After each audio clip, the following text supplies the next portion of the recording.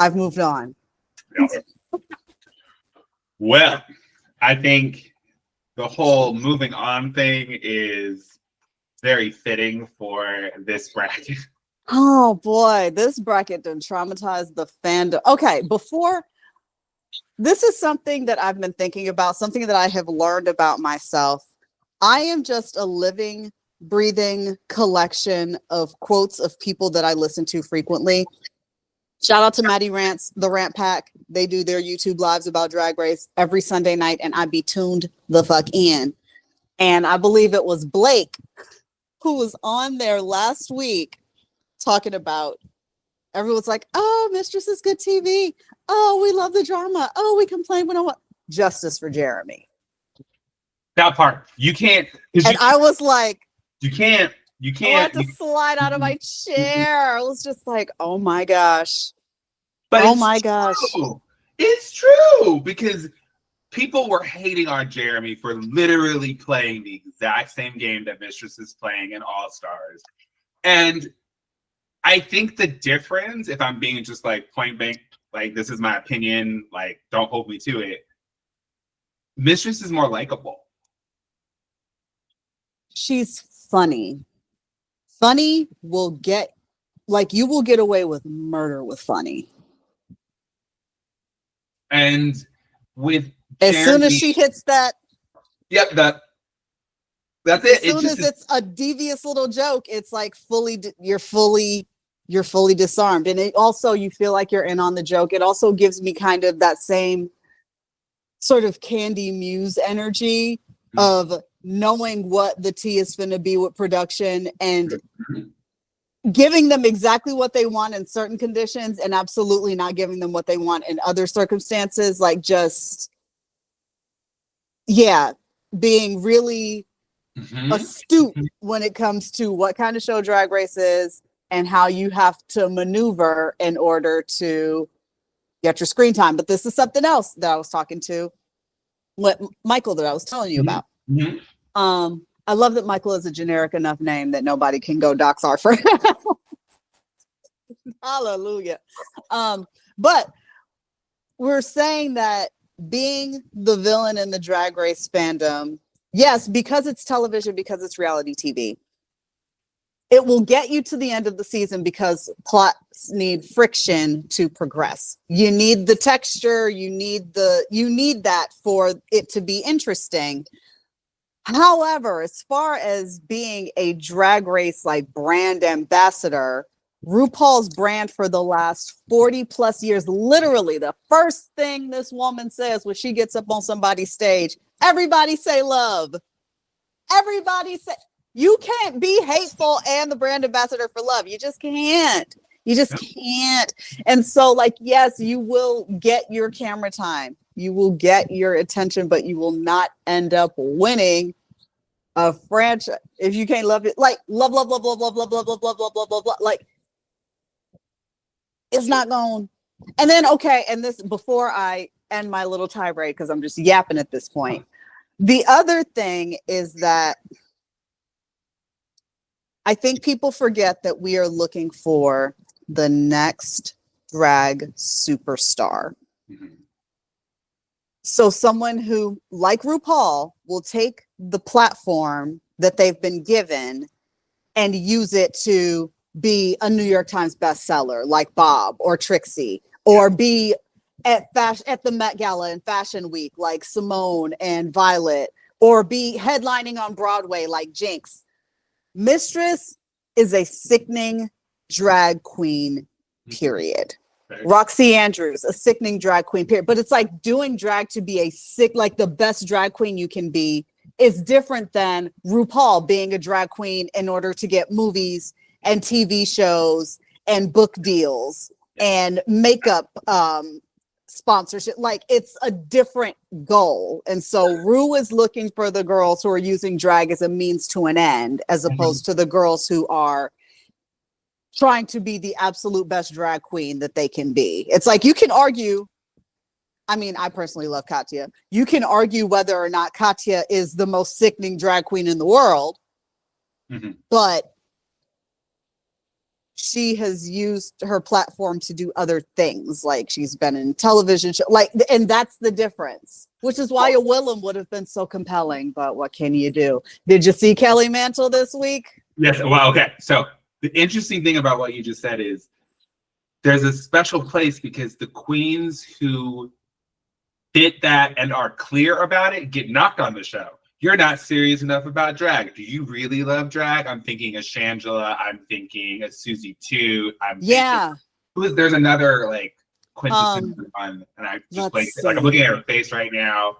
Like sort of, I think it's like season 10, not season 10, but right around there was like the middle chunk of the season, and the critique was, "Are you serious about drag, or are you here, or are you just here to like increase your booking fee kind of thing?" Right. Or not even increase your booking fee. Are you here to like, are you using this as a platform to do other things? It depends. Marsha. That's it. Marsha. Yes. It was the whole Broadway, and then like again, yeah, like a Max, sort of like, and even a Jan. A Jan Cox that also sort of got that critique. Yeah, or even most recently, Acacia Forgot being like, "I'm here because I want to be Trixie." Like, well, and so it's like you have Acacia, to maybe want you didn't say that exactly, but you know, to my point, you joked about it. Want that, but you can't look like you want it. That's it's that middle. It's that sort of like, and that's why like Shangela's arc on All Stars was what it was, right? Like she was coming back to prove, okay, I want this stuff, but I also know how to be a good drag queen. Yeah. But that's not what my goal is. A certain level of transparency feels a little bit try hard, and it's a little cloying almost. It's like not necessarily wrong, but at least in the competition, it should be apparent that you are trying to win, like the drag competition. Like and that you so happen to have an affinity for this thing. It's like we watched Jinx back in the day become a better drag queen who also happened to have an affinity for acting. Brilliant actor. Or, you know, Violet was there to be a sickening drag queen, but she happened to have an affinity for fashion and for a certain style of performance. Like it just, you know, Bob was there to win Drag Race, like to compete and all that, but so happened to be the funniest queen there since our good friend Bianca, who ain't got to do nothing else but sell out arenas. Go. And it's still doing it every year. Just like, oh, I'm just gonna go sell out. Go ahead, Roy. Right, it's Bianca and Trixie, and I was watching someone's, I think I was watching Roscoe's recap, and Naisha was commenting that like everybody wants the one of those two careers, the right? girls, Trixie, Bianca. It was like they don't go on Drag Race to be RuPaul; they go on Drag Race to be Trixie. Because Trixie is cleaned up, like, and I love. Maybe some of my, because I know that we go back and forth about whether or not people enjoy Trixie. One, I enjoy the dry humor, but also I think that it's a root for the underdog in a way. Fine, it's like I know she won season 3 and she's fine now, but like of all the queens from her season, if you were like 10 years in the future, who's gonna be the one? Who is going to be the one? It's like. Not the girl with the straw hat and the big makeup. No. And so I think that there's something for me. The part of me that roots for the underdog finds it so satisfying that like she was counted out by everybody. It was like, you know what, bitch? Hold up. Okay, so I have a question. Okay. This goes back to sort of what we talked about at the top. And it kind of connects a little bit. It's not completely, but you know how my brain is. It's sort of like, oh, there's a connection even though it really isn't. Perfect. I'm glad you are, because I'm just yapping and bouncing all over the place. Part of why I think the fandom received Mistress so differently than Jeremy, not just time-wise, like obviously the show has changed, who the fandom has changed, what the expectations are, absolutely. But society has trained us to be aware of when you're punching up versus when you're punching down.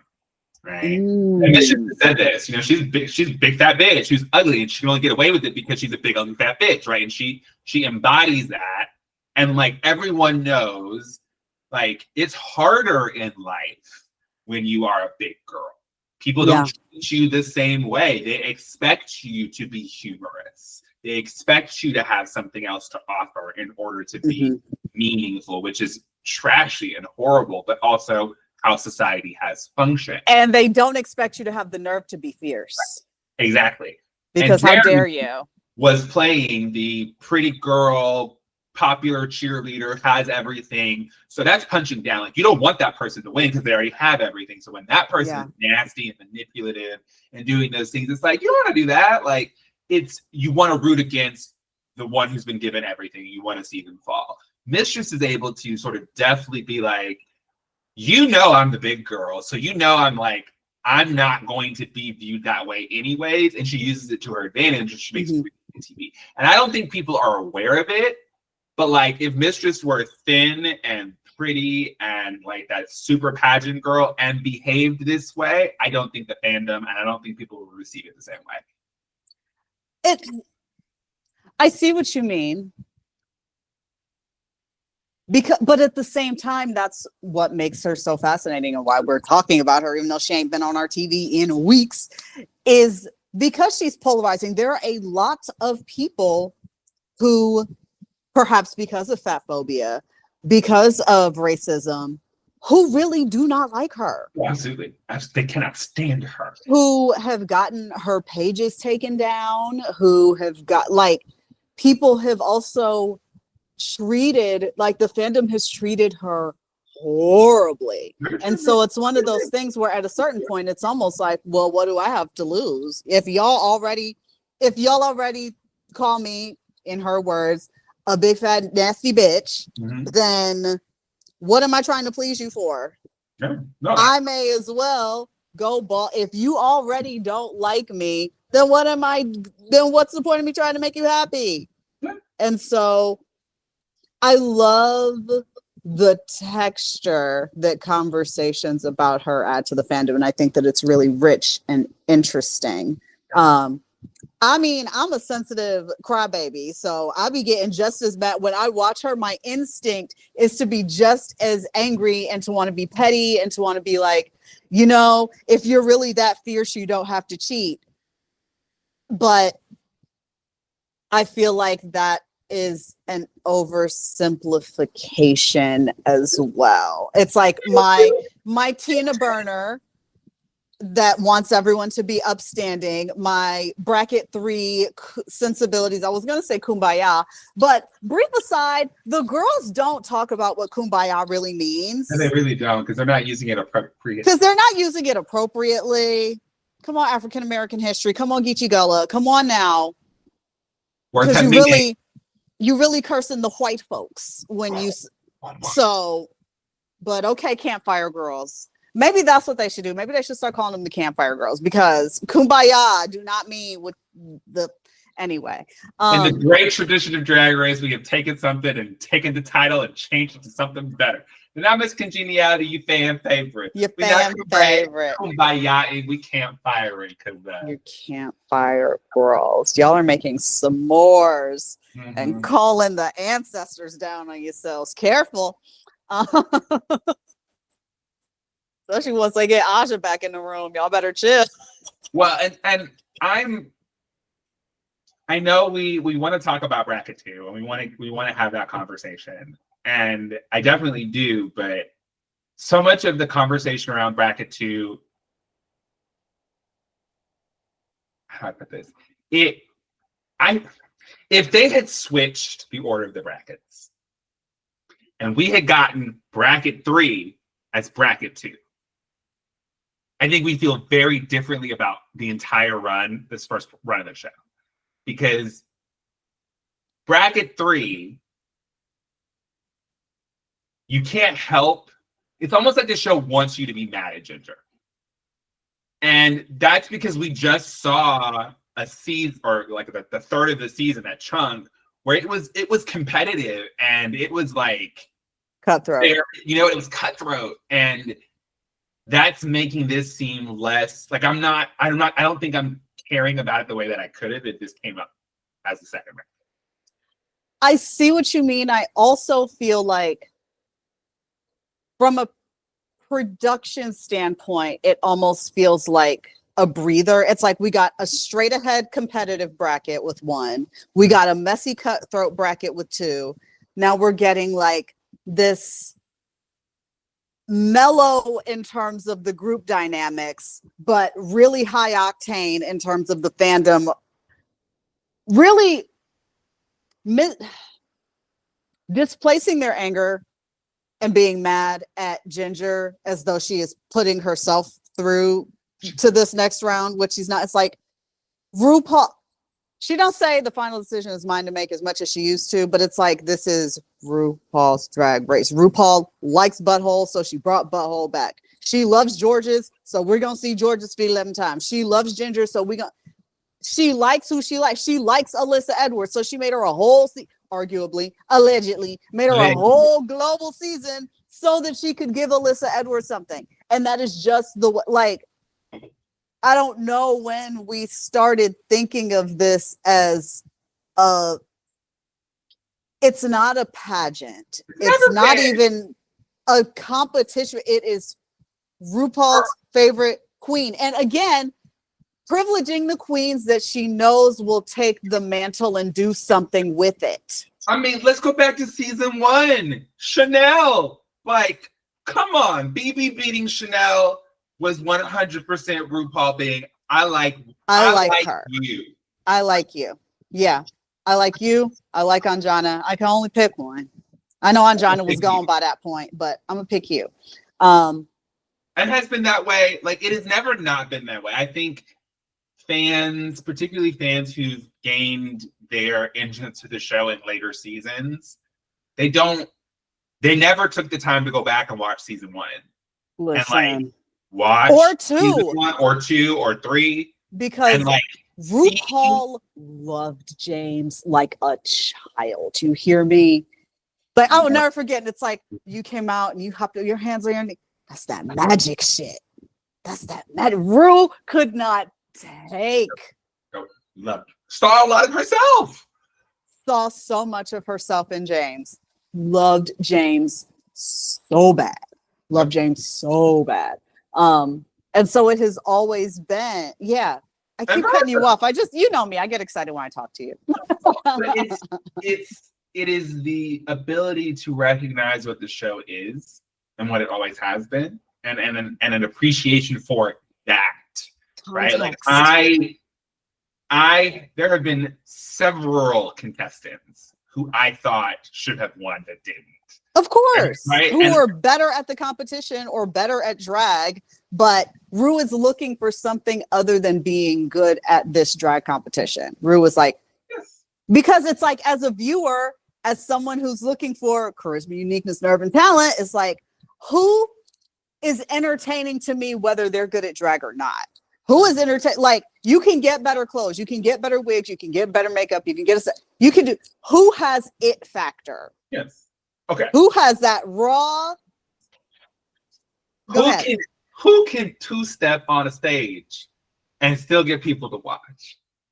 Okay. Who can do as little as Ru does now for her musical special interludes a couple times a season and still have millions of people go, yes, yes, I will tune in, because all you have to tell me is Ru's gonna be on stage and I'll watch. Right? And I think to get their shoulders going. and then if he's doing real good, it's that step to the left and then step to the right, and maybe a little gyrate and a gyrate. Like, got support on both the arms with the gyrate. Yes, And look, I hope I can move that good when I'm that age. Listen, I just hope I'm that. I love RuPaul so much. Let me staring up into the distance like, wow. That's a big man. If that man absolutely. Fell, that's a far way to fall. So a good 8-9 feet with the hair. Girl, you're not right. You know you're not right. Adding them extra feet because of that big old wig. And you know it'll be platinum. The Martha Bush wigs. By how many houses are his? Yo. Oh my gosh. So I think. Wait, was her name? Her name wasn't Martha. Her name was Barbara. Was it Barbara? I don't know. I said Martha. I combined Martha Washington and Barbara Bush. Well, you know, I mean, I was thinking it just was some lady. You know, some lady. You could have been some lady. Bless my heart. At least I caught it. I was like, wait a minute. Wait a minute. They reminded you. Somebody go say how wrong I am about all kinds of things. You know, I just messed up the comment. I just fucked up the engagement. Damn. It is what it is. Find something else to correct me on. Hey, let us know in the comments what we didn't say right. We love to hear. I do think that Butthole, Mistress, and George's going through to the next round makes sense. I would love to see more Nicole Paige Brooks because she's just fantastic. But I actually think that her not going to the next round was the best thing for her career-wise. I could easily see her being put in the wild card bucket that the judges will pick from. I don't know if she'll be pulled out of it, but I could easily see one of the like 4 contestants that gets put into the fish bowl. And it's sort of like, because she has managed to probably gain the most from the show, right? And I feel bad for Phoenix because it's like, you could have done that. Y'all are like drag siblings too. Like y'all on the same Did family, you right? watch yesterday's pit stop with Kylie? I didn't. It's on my list of things to watch. Well, not full spoilers. I knew that Kylie and Sasha lived together. Sasha Colby. I did not know that Kylie Phoenix and Nicole Paige Brooks used to live together.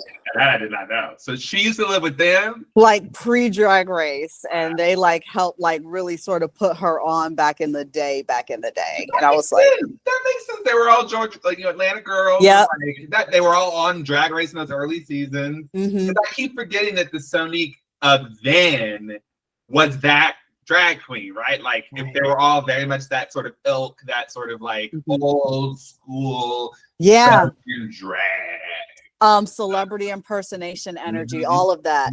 Also, but to your point about Phoenix not going into this new season the way that Nicole did, I'm not really sure what it's about, but I agree that it's like the energy of Nicole, like the whole losing is the new winning thing.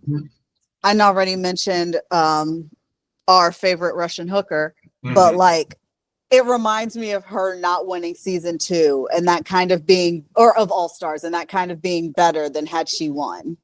I mean, like, and that's the thing is like with Katya, I don't think of her as the finalist on season 2, but then you go back and you watch it, it's like Katya actually won that season. Like, yeah, and won the hearts of the fandom. And then I love Alaska. She's fantastic. But it's just more proof this show has always been this way. Yeah. Those challenges were made for Alaska.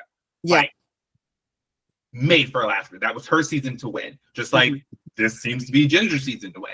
Right? Like because why we need a funny design challenge.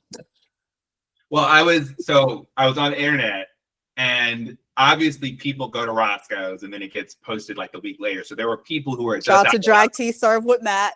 Watching because Denali and somebody else. So last week it was Acid and Daya, and they were the guests, but Denali was in the audience.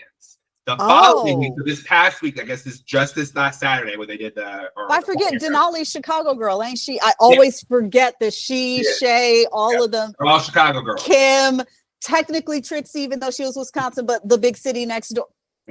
I'm gonna quit interrupting you. That chunk. Exactly, they're the Midwest girls. So yeah, Denali is at Roscoe's this Saturday, so she'll be on the video coming out. Apparently, and again, this is all allegedly. I don't know if none of this is true. Wendy Williams, allegedly. Other drag conversations that are out there. This is not any tea that I have uncovered. I'm just repeating what I've heard. Apparently, so a couple things happened. The VIP section, they asked the questions during Roscoe's. They asked Molly up front, how did you feel knowing this is Ginger season? And they were like, girl, are you just coming out? You're just coming out. And of course, Denali gave a very good answer, basically like two things can be true. Ginger is fantastic at Drag Race. Like, she's fantastic at Drag Race. Like, what Drag Race asks us to do, Ginger is phenomenal. And those challenges, she was going to do well in. Like, if I came up to Drag Race and there was a reggaeton challenge, and then there was an ice skating challenge, and then there was this challenge, and I'd be like, oh, I'm going to do well with that. And so, like 3 challenges, one being like country music, one being Wicked, and then the next one apparently is like acting. It's like, that's Ginger. Literally, Ginger has a country album. Ginger's like, one of her biggest like things is Wicked. Like, she does a whole Wicked number. It's like, yes, this was made for Ginger. And so now I was like, two things can be true. Like, I can recognize that like she was favored, but I can also recognize that she's fantastic. Yeah, she does. And that she's not going up there being like, you need to pick me. She didn't do any of that. She just showed up and did Ginger. Right. They invited her. They orchestrated the challenges. They gave the challenges, which is why I'm so confused that the fandom is mad at Ginger. Ginger is not production. Now, apparently, this is the tea. Now, I don't know if this is true or not. I don't know what's going to get said because, again, this hasn't been released yet. But apparently, after the lip sync from this most recent episode, I know we've just moved past bracket 2. We just moved past bracket 2. Whatever. Everybody don't even talk about bracket 2. Everybody's already talking about bracket 2. We gave them a lot of the fandom has given them a lot of space. Oh, the one thing I will say before we leap, if we're talking about wild cards, I could see either Deja from bracket 1 being wild card or Tina from bracket 2. Yeah, I think both of them. I think they will be. I think it'll be Tina, Olivia, Nicole Paige Brooks, and probably Acid Betty or Denali. And I'm gonna tell you why it'll be one of those two, because apparently after the lip sync in this most recent episode, it was like Ginger won, and everyone's like, Denali won that lip sync. Denali won that lip sync. Like, clearly it's favoritism. She beat Ginger up so much, and they gave it to Ginger anyways. Turns out, allegedly, Denali was so upset that she lost the lip sync, she stormed off stage. And that's why you don't see her in the closing clips of the episode doing the dancing. She was like, I won that lip sync, and you giving it to her? Nah, I'm out. And apparently, you choose her out for being a sore loser at the top of the next episode, but they don't think that they actually edited it in. So they don't think we're going to see that. But apparently, that was the whole thing, was like, you're being a sore loser. This is I don't know if it's a hot take, because I am of a certain age. I've been watching Drag Race for over a decade now. To make some commentary. I don't think that just because she bent over and put her finger on her coochie and did 15 backflips necessarily means she won the lip sync. There, I said it. And I felt the same way when everybody was all mad at Anya Nerve during Abracadabra. I don't care how many reveals you have, Jules. Yes, you are pretty. Yes, you had a lot of reveals. You was fine, you was lip syncing, so you was too busy trying to boom cat 5, 6, 7, 8, rip off the hair, rip off the... I felt more confidence coming from an Anya Nerve being like, I'm gonna stand here, look you in your eyes, and lip sync this song. I don't need a reveal. Gave me a different level of confidence. And maybe was Ginger a little understated? Are we maybe a little bit tired of Ginger doing the, I'll just mock what you're doing and it'll be the funny version because I can't do the trick that you're doing. But also, Denali was, just because you did too much does not automatically mean that it was a better lip sync. Oh my gosh, I wish I could remember the name of the content creator on Instagram.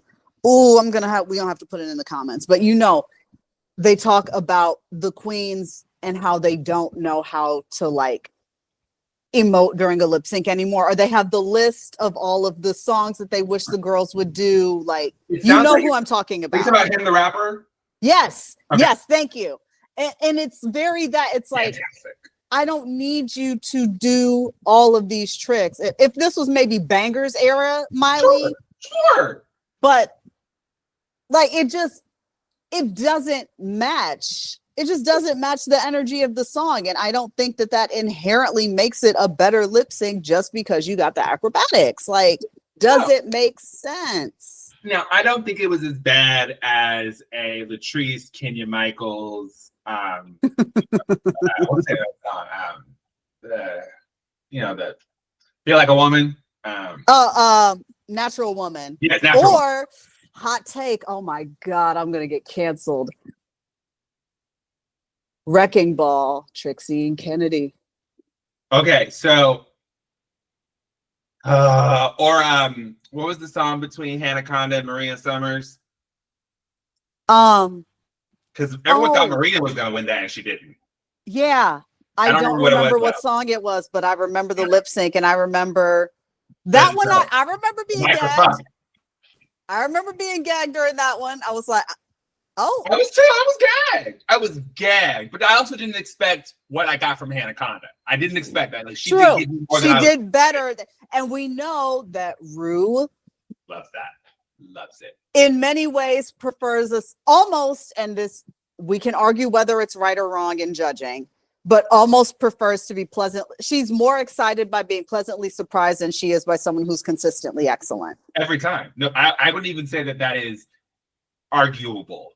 She's almost like I won't say bored with consistent excellence, but like she likes it. She loves consistent excellence. But if you have been doing meh and you do well, oh baby, she's going up. She is. No, absolutely. And that's the whole idea of the redemption to begin with. Yeah. Right? It's the whole point.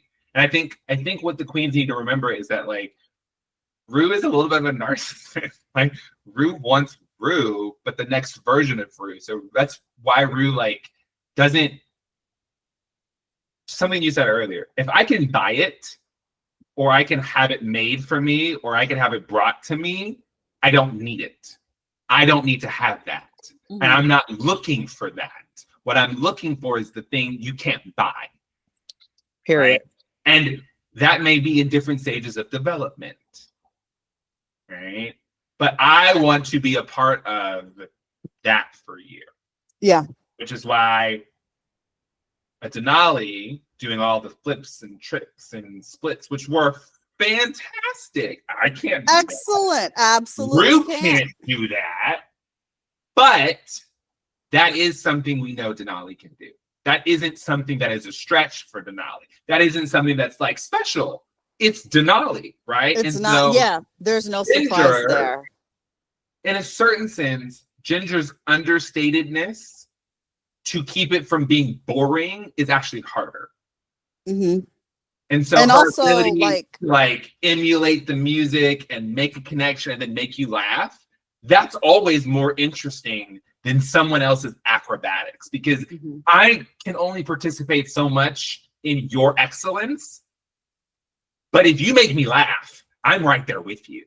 And I think that's why we like when I see someone who's phenomenal at something, it's like, oh wow, that's amazing. I'm in awe of you. That's fantastic. That's great. But it's like you're over there. Mm-hmm. When I see someone who's like hysterical or has great timing or is funny or is dressed well, it's like, or makes really good food.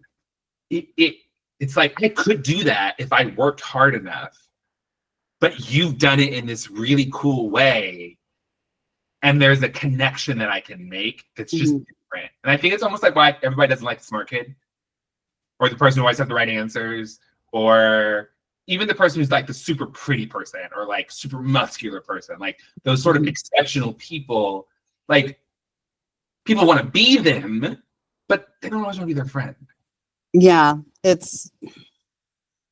is hard to come across as both relatable and aspirational at once. And relatability, especially in this era of attention economy, really will get you places. Do you think that that's why Mistress is better appreciated than Jeremy was? I never felt like Jeremy was relatable. The way that the edit came, like I don't know Jeremy as a person, right? But like That was a different villain. I feel like the way that the show like presented that villain versus Mistress as a villain. No, absolutely. I think that, well, let's see. To answer your original question, do I think that relatability impacts how we view Mistress as a villain? I think so, and I think that it goes back to your point about humor. Yeah. I think that the fact that she's funny in her shade, or that she's theatrical or dramatic about it, whereas like we might jokingly quote "go back to Party City where you belong," but that was a real argument and they were dead ass serious.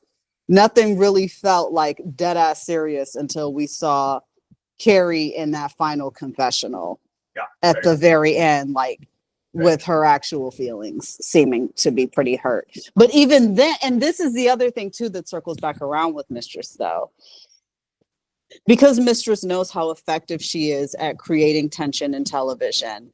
She always knows that on the back end, on her own channel, in order to get the girls going, she can bring whoever she just fought with over around on her channel, and now everyone gets a redemption. You get to see, it's almost like seeing the behind the scenes of a horror movie or something, where it's just like everyone's still alive and we're still friends, and oh my gosh, wasn't that so wild? Like that was so crazy.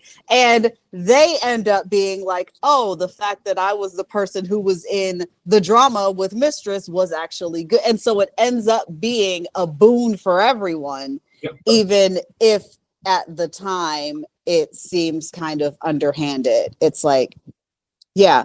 But yeah, so it apparently is. That's how Mistress communicates with the girl. She's like, I'm gonna do this, and it'll be fine, it'll work out. But some of them don't know how to play along, and some of them don't like it. So like some of the competitors who just don't like Mistress, like I was listening to Race Chaser, I think, and Willem and Alaska were talking about it because like I guess she's been kicked out of the group chat and all this other stuff. Yeah, like, I think they talked about this little on Roscoe's, and they just went in on Mistress. And it's like, yeah, I can understand if some people don't like this teaming inauthenticity of it. It's like where you know it isn't real, but you're doing it for the likes or the views or whatever. I get that, but also that's what the TV show is. Yeah. Like even in the ads where they're like, you know, they're like, oh, this is gonna be drama coming up, but it's really not that. Like they fake you out, you know. It's like that. It's literally the entire show is when they show someone doing terrible in the challenge before the break, but it's actually just like a bait and switch. They totally did fine. Like, yeah. So I don't know. I feel like there's so much similarity in the conversations, even though they're very different, around Ginger, around Mistress, around sort of how different competitors are treated. And it's also, I think, funny when we look back at like Bracket 1. It's almost like that was a billion years ago. And it's funny because I think the most consistent thing that people have said about Bracket 1, and it's funny I'm going to say this because like, you know how what I've said about this contestant in the past, it's like everyone's just talking about how hot Bosco is. And it's just like, and as someone who in her original run wasn't so crazy about Bosco, like, you know, it's like great competitor, great at what they do, just wasn't crazy about them. And there are plenty of contestants who I just am not crazy about. Yeah, I mean, it's like 400 Rue girls. You can't have 400 favorites. It's just, it is what it is. And then sort of seeing sort of her in her transformed self. And she's hot. Like, it's beautiful. That kind of hot where it's like, it's not even sexual. Like, I obviously am not interested in women, but like, she's hot. Like, just her doctor, fantastic. Like, fantastic work. Not overdone by any stretch of the imagination. No, so really like, beautiful. I think the conversations we're having about like who should go forward and why, like this is the point. This is the only way that Drag Race is going to stay relevant. Like wasn't going to stay relevant doing the same thing over and over again. It wasn't going to stay relevant maintaining this idea of, you know, you do these challenges, the tension amongst the challenges, and then who's the winner, right? Like Drag Race will always be that. But All Stars, like, if they were going to do something every year, they had to shift to this model. Like, you have to move out of the previous. Also, because the contestants don't want to do it. Like, I get That's it. real. I get it. Like, who wants to spend $100,000 on a package and you're maybe there for 2 episodes? Yeah, no, it's really a high Right? risk, Like, if you know that you arguably got very 3 low episodes, reward. 3 episodes, maybe 9 looks, right? Yeah. Max. Runaway look, challenge look, something in the middle if they happen to do that. You might have that, right? And you know that everyone's going home. Sign me up. Would love to come back on TV. Even if I'm only there for 3 episodes, like in today's world, you just need to be on people's screens. It's like the attention economy. Yeah. So, you know, Speaking of, okay, finish your point before I jump back in. I'm getting all worked up because no, I'm with it. It's just and maybe it's because I'm old. We're just old, but like I don't understand how people don't see that the point of this is to be on TV. And to then take that opportunity and create an economy out of it if you're good enough, if you're interesting enough, right? Like people should be looking to Bob and Trixie and Bianca and Kimchi and you know, Alaska and Willem and Katya and just like these other contestants who have taken what the show has given them. Yeah, Violet, and Fame, themselves into something bigger. Unlike, and again, this is no shade, like of course not. The contestants who were like, I am a drag queen. Like, they're never going to get out of the show the most from it. Like, we will view them as top-rate drag queens. For like, if I ever have the opportunity to see Roxy Andrews perform, take my money. Take my money. If Roxy Andrews comes to the city that I am in and I know about it and I can go see, I'm going to go watch Roxy Andrews and I'm going to tip Roxy Andrews. Front row. Because her drag is drag. At the highest level. I feel about her, regardless of whether I want to hear what Roxy has to say about something. Like, I'm not going to tune into Roxy's podcast. Like, I'm sorry. I'm not going to. But I will go tip Roxy and spend money and be like, this is one of the best drag queens I've ever seen. I might listen if she was talking to Detox. They were key. You took the words out of my mouth. I was literally about to say, the same is true for Detox. I will come watch her do drag, but if the two of them got together, I would listen to that. Right? Yeah. Because I do want to hear two people who like each other talk. Yeah. Right? I like hearing conversations between people who care about each other, who have a similar thing and are sharing what they're doing. Like having Detox and Roxy on their seasons, at least 50% of the reason why you watch it. Yeah. To watch them be friends in public. That's great. Season 2. Like, come on now. Without either of them, like, if you like, I think that is a distinction, and unfortunately, the way the show has done it, it's sort of like devalued that element by elevating the other in the way that the sort of fandom has consumed drag. Or at least in the way that like they understand it, I guess, because I agree. I agree with that 110% because like back to the conversation we were having earlier, it was like there are the queens who want to use drag as a platform, then the queens who want to do drag, period. And theoretically, there is no hierarchy between those two things. Theoretically, whether you want to be on Broadway or whether you want to be the most sickening drag queen performing drag for the rest of your life that you can, one is not inherently better or worse, but because one is attached to this institution that is RuPaul's Drag Race in mainstream pop culture at this point, one has the appearance of being better than the other, as opposed to being just a sickening drag queen. And that is unfortunate. And it helps me understand, like, you know, what some of the more legendary queens mean when they say RuPaul's Drag Race done fucked up drag. And it's like, it's not that it has intentionally fucked up drag so much as people have attached a different value to what it means to do drag as a means to an end versus what it means to do drag. And I don't know how you control that public perception. And I get like you can, and I feel like that's something that makes it seem unfair to say that Drag Race is fucked up drag in that regard, because it's like it didn't make drag less sickening. It just showed all sorts of other things that you can do with drag. And I think what it did It's the connotation of losing Drag Race. Yes. That is what lends to the devaluation. Like the more sickening of a drag queen, capital D, capital Q, period, you are, the less likely you are to win the show, makes it feel like that is not good enough in some regard. But I think, and I think it is the natural impact of a sort of mainstreaming consumerist direction where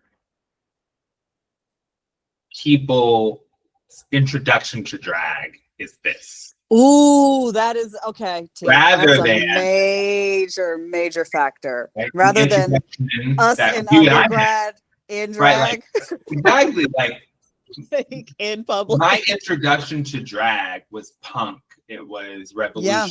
Yeah. It was screw gender, screw the box, have fun. Very RuPaul, very, very much that sort of like vein of like conversation around like, this isn't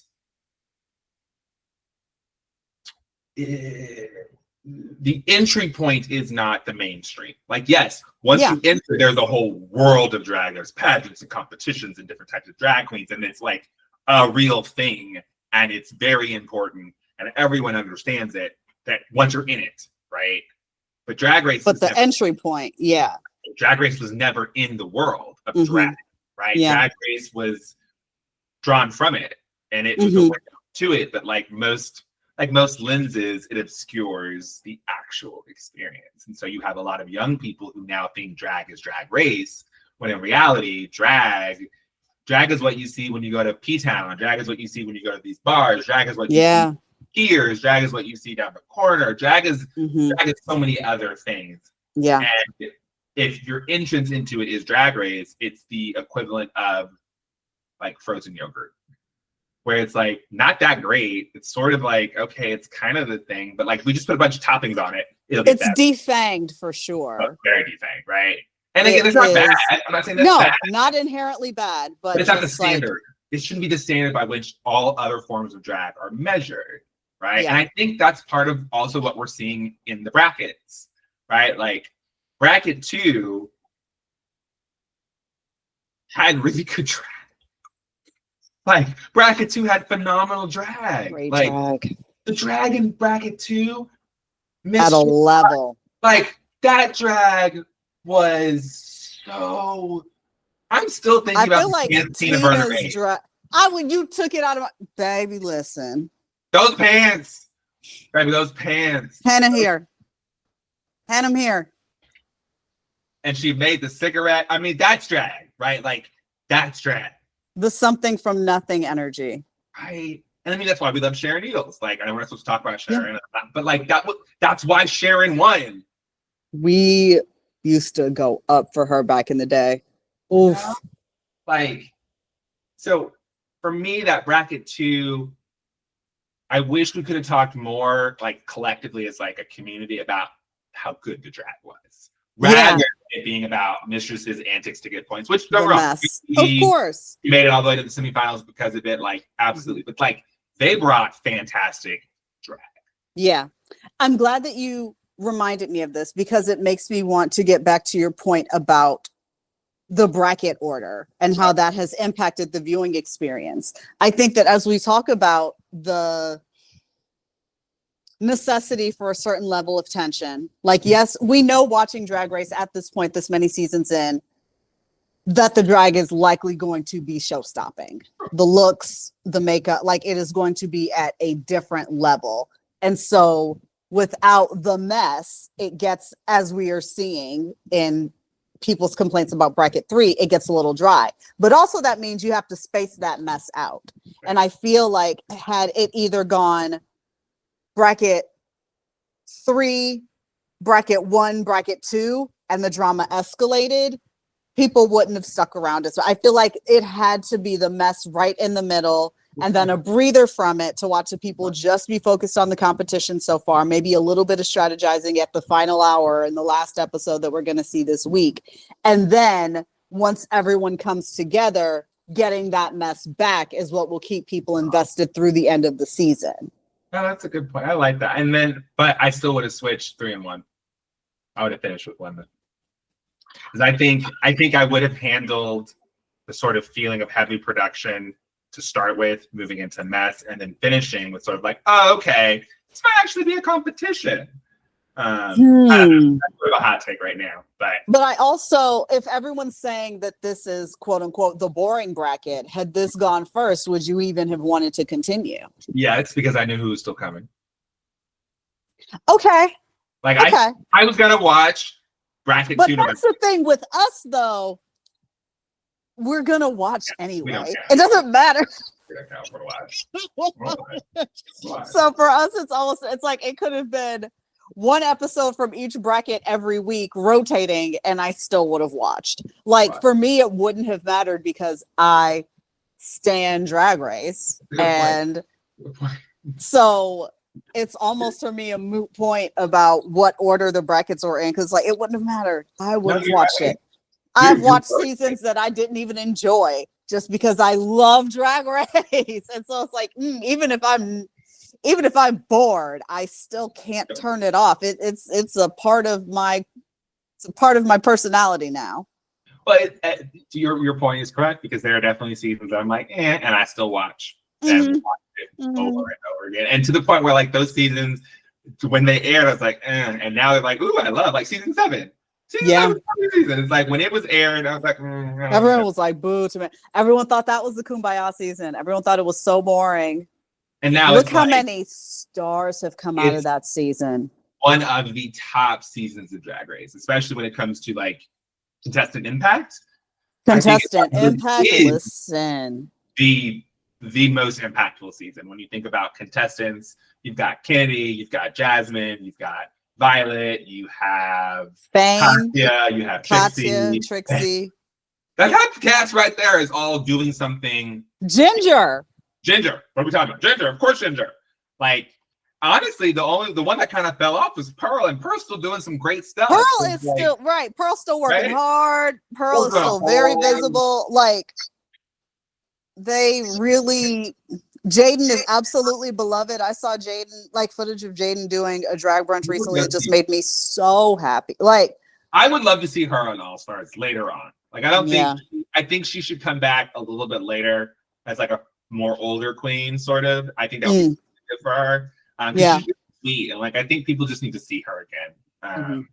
Because she got that sort of like ingenue edit that really didn't fit her. I just don't think that served her. And like I followed her since season 7. I know she's not one of the most followed queens, but like if you follow her stuff, it's good. She's fun and she's nice, and she's just one of those queens that like I would like to see again. Kind of like with Alyssa Hunter. Like I had wanted to see Alyssa Hunter. I was like, what happened to her? So I like seeing her just like on the TV show. I do think that this show still struggles with non-English speaking contestants, and absolutely, right? And it's like, hard to watch at times because it's like sad because they should have figured that out a long time ago. This it doesn't feel fair. It never feels fair. And you can go back to what, season 3 with Jessica Wilde, or season 2 with at best it feels unfair, at worst it feels wildly problematic and deliberate at this point. It's like y'all have got to find a way to fix this. Even this playing field. Like, come on. Because it just it comes off like they don't realize the edit makes them look dumb. And I hate that, because if you're speaking in a second language, you are very intelligent. You are able to kiki and whatever in a language that you were not born speaking, regardless of being funny in a second. Most motherfuckers ain't funny in English or in their first language, but like, especially if it's English. So it just feels like it feels like an unfair obstacle. It is. And even the queens who are able to like make the most of it, like a Jessica Wilde or a Sophia. Oh yes, Jada Sophia. Not a or Sophia. I'm like, Sophia's the wrong part. This is where's my brain? Catch up. I met Jada Sophia at DragCon back in 2017, I think. So sweet. Spent so much time with me. We had like the best chat. Like, oh, just looked incredible. Like almost like alien and like this iridescent, like black, blue, green, sick. Anyway, but no, I agree. It feels deliberate at this point. It doesn't sit right with my spirit. It doesn't, because I think when you, and again, that was the sort of critique that we saw in Global All Stars, right? Sort of the preference for English speaking countries. And again, that was a valid critique. Like, it's hard to argue against that. I mean, I don't know if it was the only way to look at it, as in there was no other way that it could be explained, but it's kind of hard to see it otherwise. Yeah. But I do appreciate that they are having some form of, what's the word? I hate the word like representation, but you know, I think they need to figure that out, because it makes it harder for the contestant to be viewed as someone that could potentially make it through the whole thing. Yeah. Because like, I don't think Alyssa's going to make it through the whole thing.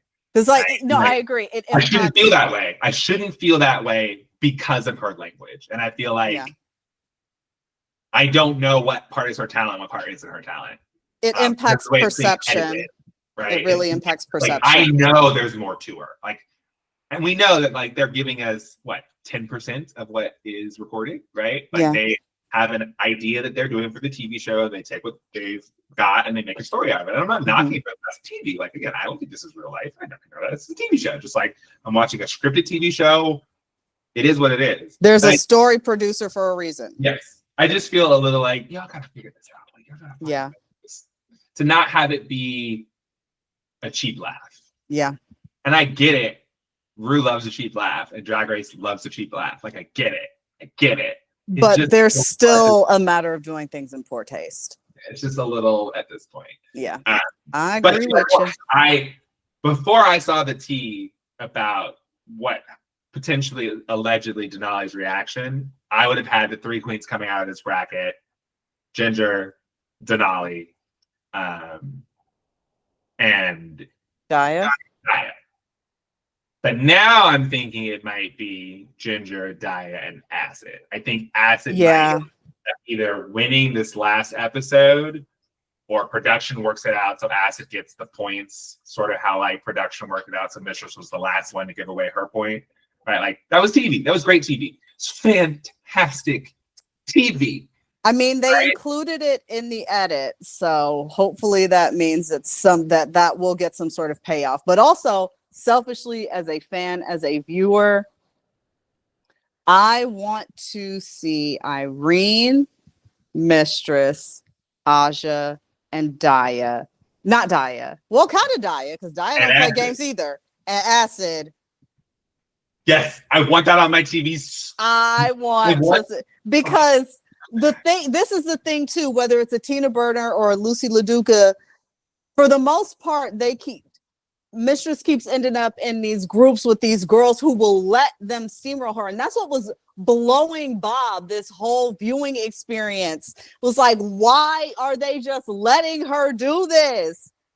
Why, like, nobody pushes back against her? And I want to see the Daya, Acid, Irene, Aja of it all being like, oh no, what you're not gonna do. TV. I want the pushback. I want to see what happens when Mistress is in a room full of bitches who ain't scared of her. Well, and that's the thing, is like, when you think about the middle bracket, nobody in that bracket other than Mistress was gonna push. Carrie's not a push person. Tina Burner's not. Georges isn't. Nicole Brooks, we didn't really know, and she was the only one that did push back. And she pushed back, and she turned it into sort of a post Drag Race sort of new like era. Like, I see her so much on my reels now. I see her in all these people's videos. I see her out here living her best life, and it's because she didn't let Mistress push her over. Yeah. Right. But everybody else that bracket, they weren't gonna push. They're not. Carrie's not a push type. Yeah. No.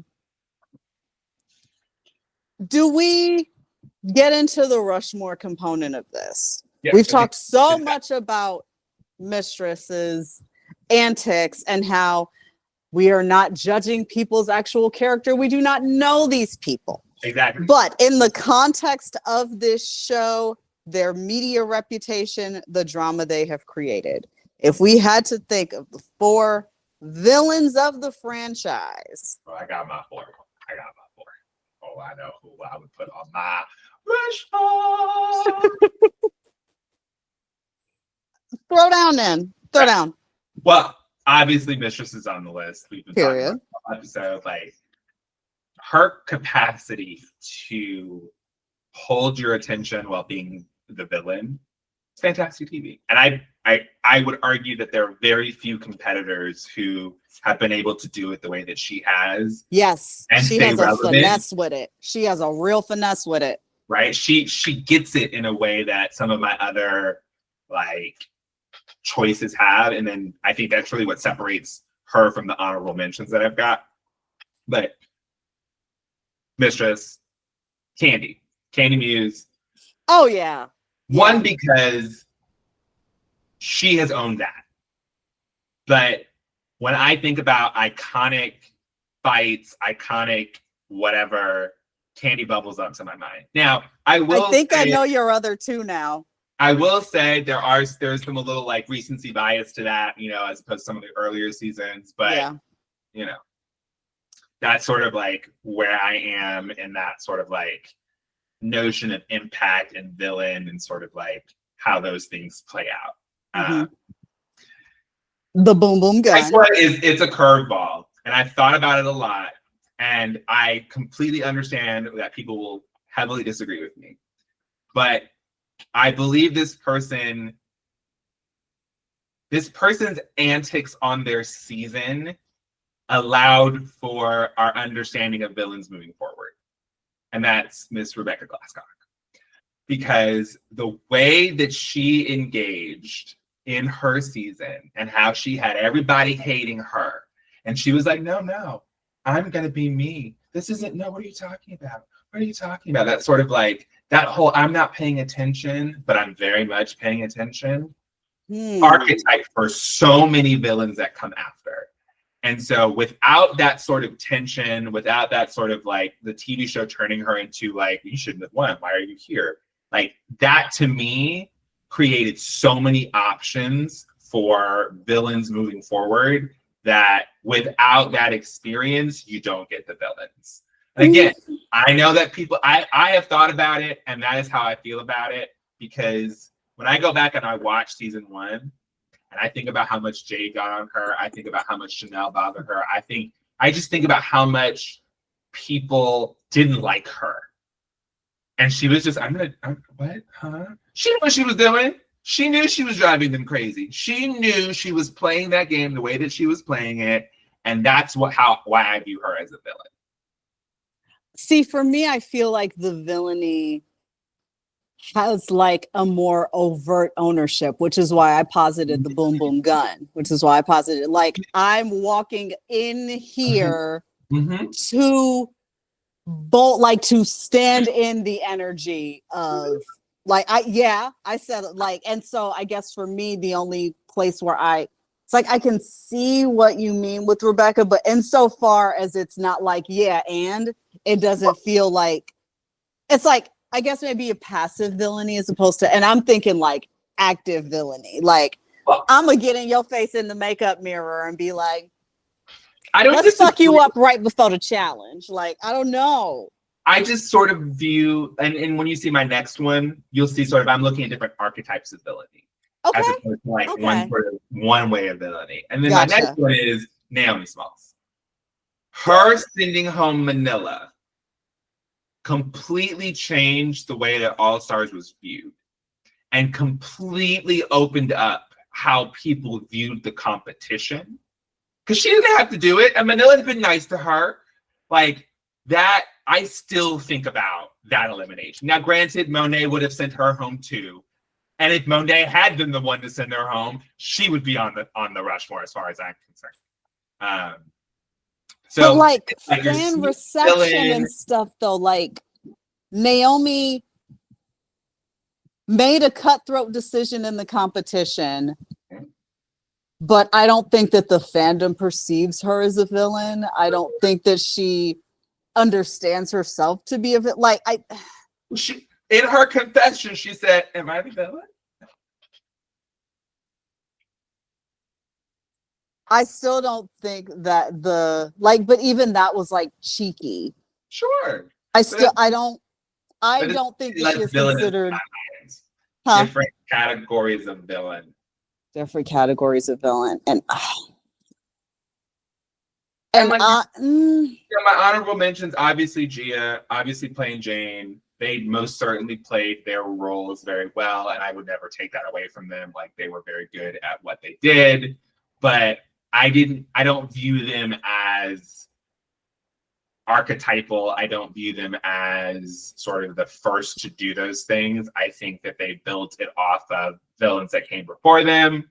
Really? I do. Because I was like baby season. She's like season one. Bless my heart. Like season 6. Like, she's so early. She came in ready to rock them girls. Shit. But she stole that from Roxy. Roxy's villainy on season 5, I would give that a place before I gave it to Gia. But I feel like in the context of Drag Race fandom, for me, a villain is like someone who goes in a villain and sort of stays a villain throughout our entire understanding and relationship with them. I didn't see Naomi as a villain before. I don't see her as a villain now. I see her as having made one cutthroat decision. Whereas in Roxy, we get these beautiful redemption arcs for Roxy. No one thinks of Roxy as a villain now. And so, like, even if we were mad at her playfully as television viewers 12 years ago when she was on television for the first time, then I don't have that perception of her now. Whereas someone like a Gia has been a Gia since day one. And now Gia, it don't matter who you put her in a room with, she is cussing them out. She is on social media fighting with them about calling people all kinds of slurs. Like, she inside and out of drag, like, her media personality at all times is being the boom boom gun. And so for me, I think that earns a place on the villains board. It feels like core to her. And again, I don't know this person to say that this is who she is in real life, but it feels core to the personality or the character that she portrays in media and has for me for over a decade. So I think she deserves a spot. I would definitely put a mistress there over a plain, because plain, even I know we joke about, sister pejorative. If mistress is tongue-in-cheek and like funny about, I feel like plain is even more of like, is an even softer version, even more jokey with it. Like I don't think of her as a villain. And she also doesn't, like, she can soften when need be, even if it's a little awkward, thanks for spilling, but like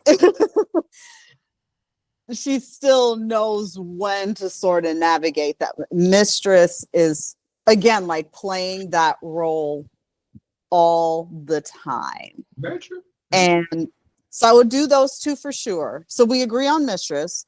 Who's the say? You said mistress, and then who did you say before you said Rebecca, and then threw me all in a tizzy? I remember mistress, Naomi, and Rebecca for you, and I've already forgotten the second one, and just please forgive me. I just know that I want to replace Rebecca. Okay, I'll let you keep Rebecca, but can we replace Naomi with Gia at least? I mean, look, I am okay. Look, how do I put this? Because I want to make a little Rushmore picture with their faces in it. I am okay with that. I do not disagree with anything you said about Gia. Like, it's not at all that I disagree. I don't think that that's wrong. I completely agree. She was on my list. she was one of those that I kind of went back and forth on, like, how do I feel about it? You know, but I guess in my mind, like Andy, who's the other person? Thank you. Forget. And Gia, they're very similar. And so interesting. I didn't want to, I was trying to have as broad of a way of looking at villains other than just sort of like, because if that's the case, then it's like Candy, Mistress, Gia, and who else would I say? You said plain kind of. Well, who is your next one? Who would your fourth one be?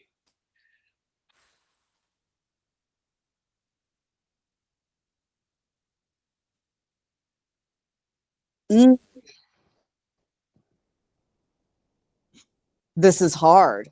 Yeah, it is hard. It is hard because so many people have come back and had PR and done damage control that anyone that I'm trying to remember who I was mad at, I'm like, wait.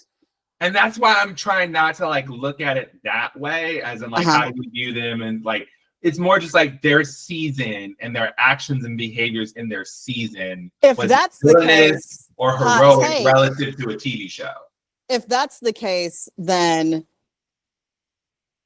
you could almost argue a Raven. You totally could. Oh, you totally could. You totally could argue a Raven as the villain of the season. And the other, okay, in terms of the archetypes and like looking for a range of villains, it's interesting because I think of Gia, Mistress, and Candy all very differently. When I think of Candy, I think of that Bronx bitch that's rah, gonna fight you in the street. Yes. When I think of Mistress, I think of very sneaky under the table, very conniving, very giggle. It's a joke, but really I'm fucking you over, like real sneaky bitch. And when I think of Gia, I think of like mean girl manipulator. Yeah. But I would like say for me, they're all Heathers though. Like they're still all Heathers.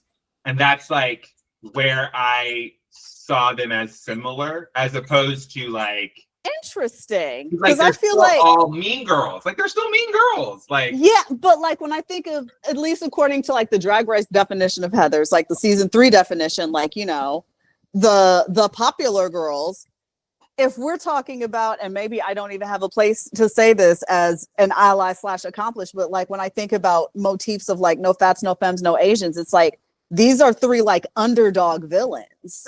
That's true. That's true. I will say that in that lane, but I would say that if they were on season 3, they would have been Heathers because their drag is elevated.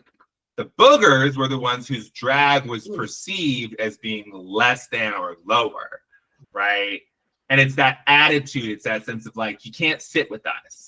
And I think that while you are correct that Gia, Mistress, and Candy do it differently, like they have their own specialties, they're sitting at the you can't sit with us table. One's going to laugh at you, one's going to manipulate, one's going to reach down, but it's coming from that same sort of space of like, I'm going to bring you down in some way, as opposed to a villain who you think is nice the whole time, but is manipulating you or lying about you or like sort of playing games behind you, a la a Jeremy, right? Season 2 All-Stars, like saying one thing to your face and then saying something else, or like deliberately saying something to make you nervous, or like. It's interesting that neither of us brought Jeremy up. Well, I think that's also because Jeremy don't want to be on anything drag related anyway. So like, yeah, so I'm not including Jeremy or Jamie in any of my potential rankings because, or like, even or James either.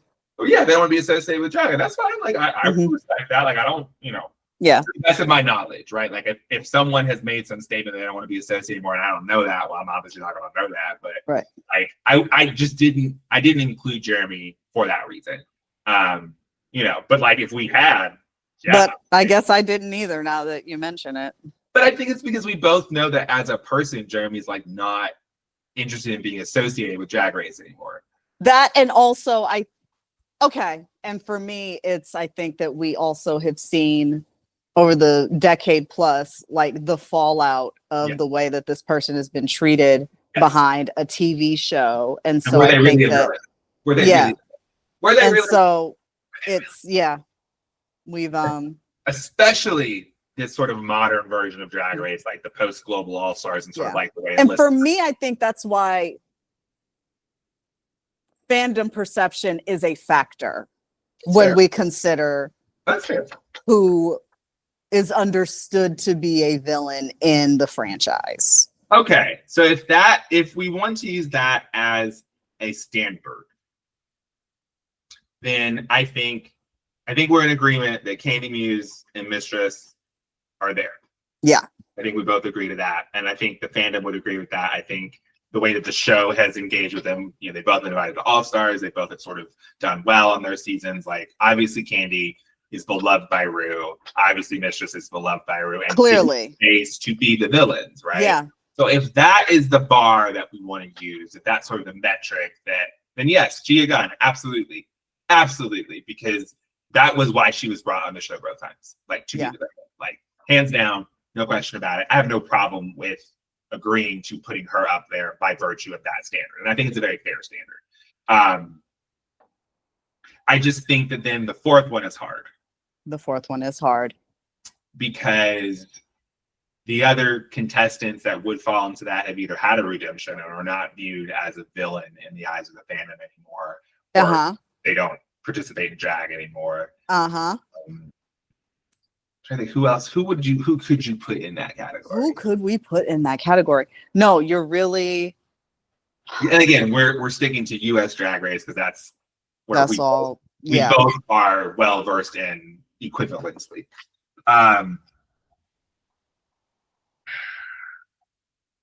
I mean, is villain the same as disliked? Oh, right. Because when I think of that, and I sort of think, I'm thinking of like a Mimi on First, like again, which has something to do with who Mimi on First is. It's just sort of how the fandom has responded to Mimi on First, right? And like who kind of did one of the first really unfair things in a lip sync. Yeah, I mean. Yeah. Because I'm trying to think, let's see, like season 2. And the reputation hasn't really shifted or recovered or changed in any way. Right. I'm like going through the seasons in my mind and it's like, the folks were very rehabilitated, right? Like season 5, Roxy got rehabilitated. I'm thinking of Raja O'Hara, she got rehabilitated. Absolutely. The Vixen. That's who's left. And I hate that that's the case because I don't think that that's fair. But which is why I've avoided mentioning the Vixen because it's like, and that's why I think that's an interesting distinction. Is villain the same as disliked? And the thing is that I don't think that they are. I don't, but I think that a lot of people villainize the ones they don't like. Right? Because is Eureka a villain? They villainize the ones they don't like is. Oh wow! It's the tea. I'm burnt and I'm burnt to a crisp. I'm scalded. I got to sit with that for a second. That's rough. Right, because I would argue that Eureka was a villain on her season. Yeah. That whole interaction with the Vixen, she did it to poker, and she said she did it to poker. That's villainous behavior. Yeah. Right. And then like her All Stars run, she got a redemption of sorts, but I don't think she had to get the same redemption because everybody hated the Vixen, so she didn't need to get the redemption that Roxy because they love Jinx. Yeah. No, you're absolutely right. Right? So again, I don't know. Right. Like I have always appreciated the Vixen's drag. And I have never thought that the way the show showcased the Vixen was fair. Yeah, it really upset me. We had many a conversation of like the layers of racism and like just poor behavior, bad choices on all, like just all of that. But it was also fantastic TV, right? And especially the reunion and sort of Rue's response to the Vixen and all that kind of stuff. I don't know should we say that Rue is the biggest villain of the show? Should we put Rue as like the villain of the villain of villains, right? By choice, like putting all these things together, creating these scenarios. I mean, obviously, like that has been sort of a statement that people have made, right? I mean, production, right? And I guess we gotta include Michelle since she's a newly minted co-executive producer. Capital P production. Because The biggest villains of the franchise. Oh my gosh. like, oh my gosh. When we think about Roscoe's, when we think about who they sit up and talk about, they mention production probably more than any queen. production's the villain. So I think that's the fourth spot for production. Production. Because in a certain sense, you don't get villains without production. Yeah. Villainy is an edit, especially if we're using the standard of like the show and like not necessarily disliking, but sort of how the show practices you and like sort of how the show engages with you. Yeah, it's a production choice. It's an edit. Production is the villain. I can live with that. I can live with Mistress, Gia, Candy, and production. Or in the Drag Rushmore. And we can have some honorable mentions, because we want to be inclusive. We ain't got nobody include Plain Jane in the honorable mention. Oh, absolutely. I couldn't help myself. But like, I will say, of the recent queens who have really grown on me, Plain Jane has been one of the biggest ones. Yeah. Like, I wasn't crazy about Plain in her season. I felt she got sort of a really strong edit, but this sort of post experience, I've actually really enjoyed. I enjoyed her. I think she doesn't take herself too seriously, which has made it so much more consumable. Absolutely. I really like everyone's her. Everyone's a little softer, I think, outside of competition mode. Yeah. Well, you would hope, right? You would hope, yeah. It would soften you a bit. And yeah, I think I can approve and agree with that sort of. Yeah, the question is how are we gonna represent production? Like what image are we gonna use? Maybe it's like one of those like multi or just like a wow. Right. Oh my god. The little wow presents circle. Yo. If we're not careful, we're gonna want to cancel this before you even known by the show. It's like, yeah, we don't like them. They say nasty. Right, be like, can you imagine as much as we love RuPaul, as much the tears that I have cried watching and listening to RuPaul, only to find out that I'm never going to get invited because RuPaul heard me say that production is the villain. And now I'm sitting over there like the stepchild with Willem and Alaska and Courtney Act. Sad. I would be so sad because like, yeah, I don't know how I would be brokenhearted if I found out that like that Ru secretly hated me. Yeah. Oh God. Oh my God. And I don't care what people think about me. Like I genuinely do not. But that would break my heart. I care what RuPaul thinks of me. RuPaul. I don't do drag. I am not in my 60s. I am not a gay man. I want RuPaul to like me. I want RuPaul to like me. I want RuPaul to buy a painting. I want RuPaul. Yeah, that part I want for you too. I want that for you too. It would be great to be in RuPaul's art collection. Well, I always think about like who I would invite to a dinner party, and RuPaul, like if you can get like however many guests dead or alive, RuPaul is always like the first person on the list. I want to go to one of his parties, like one of his like game nights. I like that is one of those like if I had to have a bucket list sort of thing that like you don't really dirty charades after a dinner party at RuPaul's house. Like that would be goals. So cool, like to get invited so and like have him genuinely want me there. Like I wouldn't need to see him in drag. We wouldn't talk about any of those things. No, pajamas. We comfy at the house. Right. Like, I've got all Matthew Anderson's, but I done seen enough pictures of you in drag, and I'm sure you were stunning in drag in person. However, I like RuPaul. I love RuPaul in drag, but the RuPaul that as someone who is very spiritual, I love Guru RuPaul. I love bald-headed in a sweatshirt RuPaul sitting there talking about the mysteries of God, spirit, life, love, in the universe. That is my RuPaul. Hallelujah, amen. Because it like makes me feel so seen. I'm like, okay, so he's lived life. He's lived a life. He's tried things. He's done things, and that is what I would want to participate in for sure. Like just sharing in this really cool experience. And yeah, it would break my heart. They're like, yeah, I don't like you. It's like, I'm likable. Right, okay. And I also, think you know what? I think we're saying we didn't say anything bad about. We're not mad at RuPaul. We're saying RuPaul has a right to pick whoever RuPaul wants to win RuPaul's Drag Race because it has his fucking name on it. Protect the brand. And we're saying that production is out here. If the standard is pissing off the fan base and pissing off the contestants all at once, Production's a villain. Production's a villain. But I wouldn't watch without it. Absolutely not. Right, so like if they're gonna be mad, it's like lip sync against each other. What are you doing? Right, like you better put Irene and Mistress back in a room together after they fought 3 years ago at the reunion. What are you doing? That's what you're here for. Like I lived for Lydia and Corey King lip syncing against each other. Like it's what we needed the Brooklyn and Vanjie. Like we get that they're story producers. We get that we're watching television, and maybe that's the disclaimer. Maybe it is. Like we know we're watching TV. Since we've talked about, it's like we said it before, just in conversation, but maybe that's the explicit disclaimer.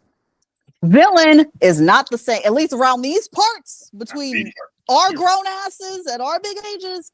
Villainy in terms of media character, media personality is not the same as us disliking someone. Or them being a bad person. Or them being a bad person.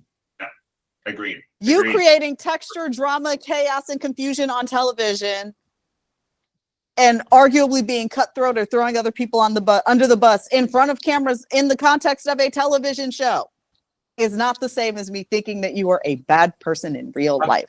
I agree 100%, and I'm glad that we're taking the time to say that because we do live in a world where people hear what baby they hear. The folks have no discernment. Right. Well, and let's be honest, when have they ever? Right? Like when do people ever have discernment? Like baby, we gonna be the villains after reading the film. And you know what? That's okay. With your dumbasses, leave them girls alone. They on TV to entertain you. With the reality that I'm gonna piss somebody off. That's okay. That's okay. What I hope happens is that if I piss you off and you're upset about something I said, be upset about something I said. Be pissed off at something that actually occurred that I meant. Not what you think I meant or what you hope I meant, or you said this, therefore you must mean these other things. It's like, no, we're being very clear. In social media and in today's world where it's like, if you say, I like cookies. Oh, so you hate cake? So you hate cake? You hate ice cream? Cake. What about pie? You don't like cake. You're being exclusive. You're not including the people who like cake. I'm just like, I just said I like cookies. Right. Right. And that's the problem. And I think again, that shows up in how the conversation ability, right? Like the contestants who get death threats, the contestants who like their lives get harmed because of being on a TV show. And it's like, shout out to Britta. Like we can spend the nearly 2 hours that we've spent talking, and it's cool because we both have lives. We both have full lives. We have jobs. We make meaning in the world. We have full things. Friends, family. Right? So Drag Race doesn't really matter. No, it matters. We're choosing to spend our free time engaging with it. But if it disappeared, I'd be sad and I would move on with my life. Yeah. And there are unfortunately a lot of people who all they have is being mean on the internet. What they consume. And I'm not judging them. Yeah. I'm just saying that if all you have is what you consume, you turn that consumption into meaning. And the people offering the thing you're consuming are not offering it with that meaning in mind. And that's those parasocial relationships that create nuance. Where people are like, you're this, you're that, and I need this from you. And it's like, actually, they don't even know you exist, and they're just doing something for fun. But your life has centered their experiences. And it's not your fault the algorithm does that. Like, I'm not blaming anyone. But I think it's important that we say this so that if anyone is listening, they understand where we're coming from. Yeah. And that I think I would venture to say most people making content around things they care about are coming from the same place, where they're just doing something that's fun, and they want to have a conversation. They want to talk to their friends. They want to talk to other people about the things that they care about. But that doesn't mean that they're planting a flag about this is the world, and this is how I see it, and this is how things should be. And you should also that's the engage this the crux. way. Don't, you're a problem. Yeah. Right. So I do appreciate that, you know, we're able to have this conversation, because I think if people are consuming this content the way that they're consuming other content, hearing it can really be helpful, because I know that I would appreciate hearing from more things, from more people, that reminds me that I'm not engaging with them. I'm engaging with an idea, with a structure, with something that they've created, and they're only offering me a small part of their window. They're not actually showing me thing. I think we need to be more transparent about that in social media in general. And I think it would actually help. Yeah. No, for sure. Because people really do sort of lack that literacy there. It's like they don't seem to, it feels so real and it feels so personal. And it's what, you know, also like, oh, we keep joking about being so old, like we're not just in our 30s, but we have an experience of understanding media prior to social media and prior to the internet. And so even though we now have we know the analog Instagram and stuff, we know we were raised for like the first 18 years or so. It was clear, I don't know these people.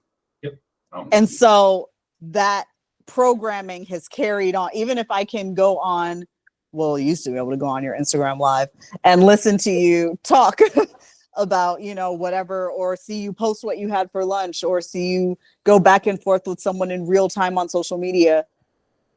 I was still raised in a world where I understand that I don't know you.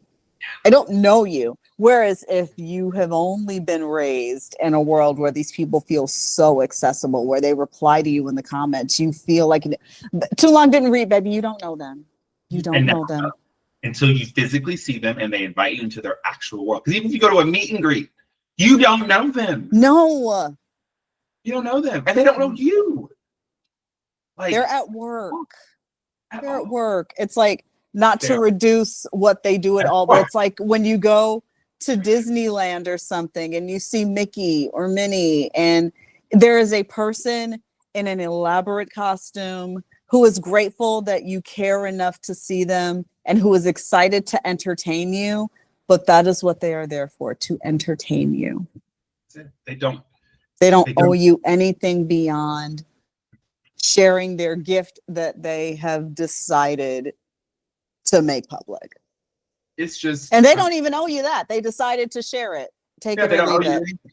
But it speaks to, I think, for so many people, how much the loneliness epidemic is real, because you are less likely to make parasocial relationships when you have real relationships. And damn, I feel strongly that because I grew up in an analog world, I understand how to, like, what a friendship is in a way that if you're purely digital, you may not understand. Hey, ride your bike down the street and have to knock on somebody's door and talk to their mama and be polite and wait for them to come outside, kind of friendship. Yes. And learning about use the house phone and call them. That you build relationships and the markers of those relationships, and how relationships are often a product of how much work you're willing to put into it. And so, like, and again, someone's gonna hear the wrong thing about what I'm about to say. Friendships that are purely digital are very easy to fake. Now, I'm not saying that your digital friendship is fake. I'm not saying that at all. But there's different stakes. Yes, different stakes. And you can be someone you're not digitally. And there is a reason why when we were coming up and the internet was just starting, they were telling you, don't be friends with strangers. Don't go into the chat rooms and talk to random people. Because you don't know them. Yeah. right? And we see that play out in the Drag Race fandom.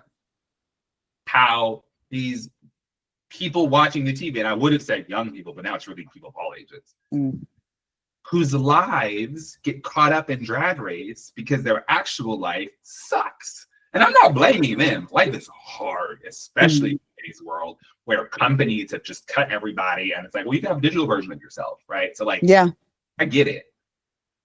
But then you like, you know, you look forward to your escapes, but then they become your reality. And you then expect these people to live the life you want them to live, right? So it's like when we're like, well, you need to believe what I believe. Because I can't be your fan if you believe things I don't believe. And to be fair, you get to choose who you want to be fans with. And if someone believes something you don't want to believe, then yeah, you should choose to either continue to engage with them or not.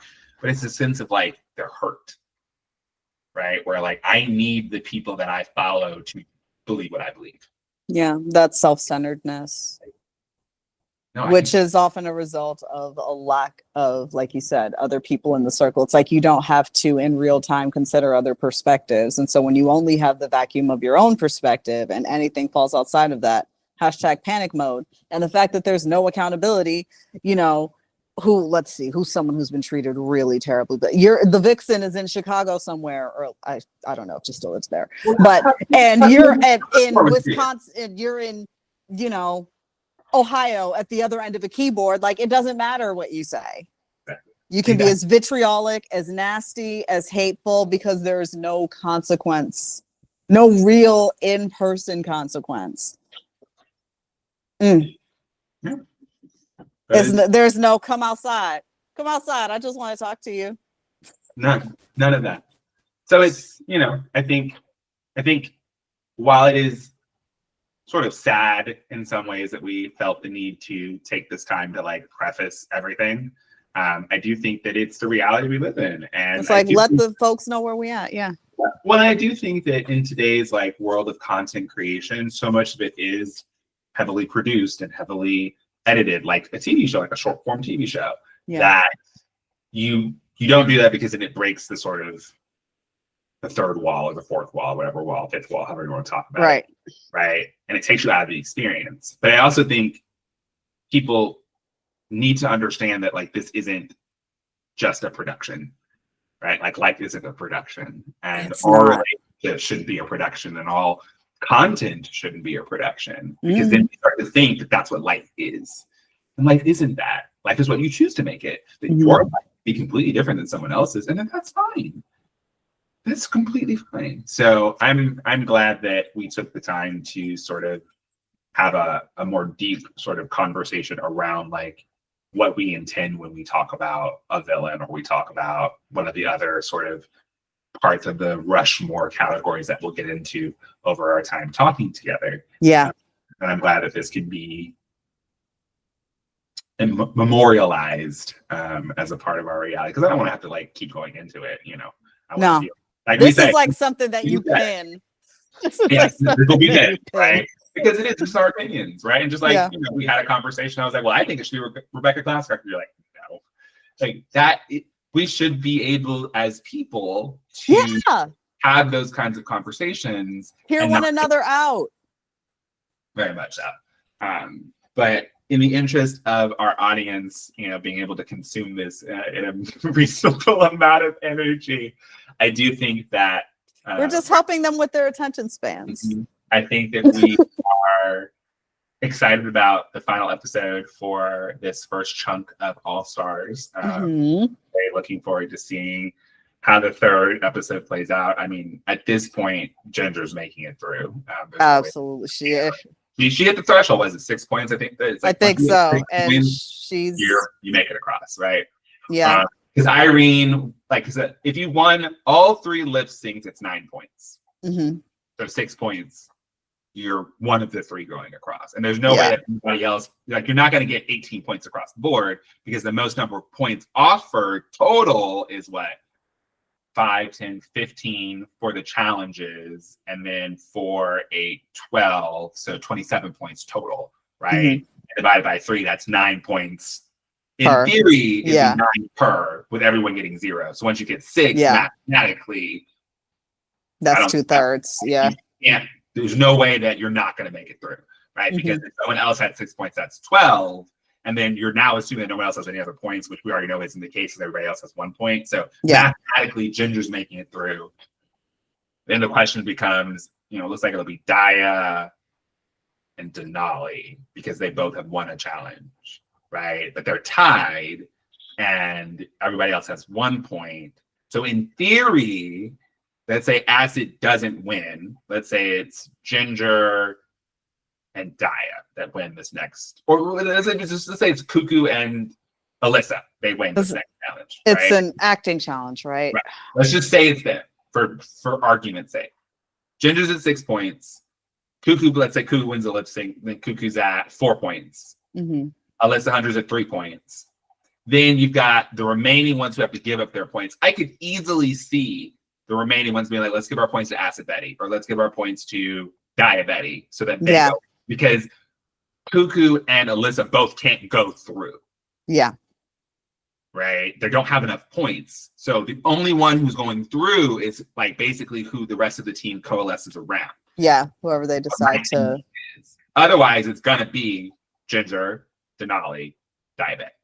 Yeah. Right? Because if Acid, Cuckoo, or Alyssa wins this next one, that only puts them at 3 points. Mm-hmm. Maybe 4 points. If they win the lip sync. So the person who wins the lip sync might make it. So it'll be Ginger, and then whoever wins this lip sync, if it's not one of the ones who've already won a challenge, and then whoever I think it can go lots of ways, but I don't think it's going to be Cuckoo. I don't think it's going to be Alyssa. Yeah. The question is, who's going to join Ginger and probably Daya Betty. I feel like Denali's alleged hissy fit may have been a disqualifying factor. Because I feel like she was going to get it. I feel like that's why she won the second episode. And part of me wonders, because I feel like I've heard T that she had some kind of an attitude issue in her season too. I don't know why I felt like maybe I could be making that up. I could be making that up. I don't recall hearing anything about that. But you also know me. I'd be so scared of spoilers that I don't be nowhere near Reddit or none of that. I'd be wanting to clutch my pearls every episode. So but I feel like part of why, how do I put this? Sometimes Rue does things to see how they're going to react. Oh, yeah. And I think giving Ginger the win to see how Denali would react was 100% what was. Just like when she was like, no, Jan, you don't win. No, Jan, you don't win. No, Jan, you don't win. Right. What are you going to do? How are you going to react? What am I going to do? What kind of TV is going to be made? But yeah, I agree with Bob and Naomi talking about how they seem to be pissing off Acid just to get a reaction out of Acid. Also, I know we're still talking, but the challenge, Acid's wig, I was getting Nancy Grace. Were you getting Nancy Grace? I felt like it was the same Nancy Grace wig. Yeah. Am I wrong? Am I crazy? You are not wrong. You are not wrong. It was Nancy Grace. It had the triangulation formulation. It just had the indentation of the cowboy hatteration. Yes. And the hat was so small scale wise. I just saw Nancy Grace. That's all I saw. I love Nancy Grace doing country line dancing. Why does she do herself like that? Acid, girl. We love you, girl. But girl, I don't know. Like, I know the internet thinks that Acid won that challenge. I don't think she did. I thought her look was good. Didn't like the song that everyone wanted, Trailer Hitch. I didn't like that song. I didn't get Denali's outfit at all. Horrible. I thought it was awful. For a country challenge? I was like, why is she? I'm judging. Marabou. Now, what is going on? That first song, they ate down. I could have seen it being Ginger and Cuckoo if we're being real. Baby. I thought it was Ginger and Cuckoo. I really did that. She looked amazing. She sounded amazing. Her lyrics were good. Daya was also very good, a little bit understated in the middle. Like those two ate down. That Trailer Hitch mess, no, not for me. Not for me. I agree. I didn't. Like, I thought Not the for lyric was me. cute, the, like, I could suck the crumb off the trailer hitch. I thought that was cute. But that was But that wasn't the part that they wrote. no, exactly. No, I would have given, for me, it was Ginger and Cuckoo. Like, I know people don't love Ginger all this, but I think Ginger does Ginger so well. Yeah. She And does I don't know. so So well. let's interrogate what is it, like the relatability, the excellence thing? Like, why do people just not see it for Ginger? Ginger is funny and talented. I don't always love her aesthetic, but It's, in my personal opinion, again, I'm just speaking me. Hello, dog. You need to get out. I'm almost done, I promise. He wants love. He always wants. puppy. It's a combination of a couple things. Okay. One, she has been on Drag Race a lot. And I do think there is that element. What other contestants been on Drag Race as many times as she has? Jujubee? I think it's just Jujubee. Jujubee just have the most sort of appearances on Drag Race. So I do think there is an element of that. And there's like other contestants who we haven't seen who we'd like to see. Ginger has also done well on Drag Race, but hasn't won. So sort of like you keep coming back and you don't win. But I honestly think, if I'm being just like real. Yeah, because before you get to your... She doesn't look well. She doesn't look the right way. She is a short, overweight, chain smoking. Like, she doesn't come off as like that like person. And I think people just don't like that. And I think it's a combination of all of those things. And I do think because she's lost a lot of weight, but she's lost a lot of weight since All Stars. And I've noticed there's this sort of conversation underneath. It's like, oh, she looks so great now. She's doing, and people like her more because she's thinner. It's fucked up, man. Fat phobia is so real. I hate that. I hate it too.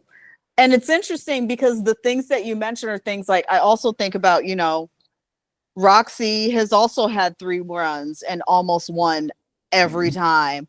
Georges has now had 3 runs. Pandora had 3. Like, there are so, it's like, for me at this point, you know, Kennedy, between doing 2 US franchises and then Canada. Alexis Mateo, I think, has had 4 runs now, including Canada versus it's like,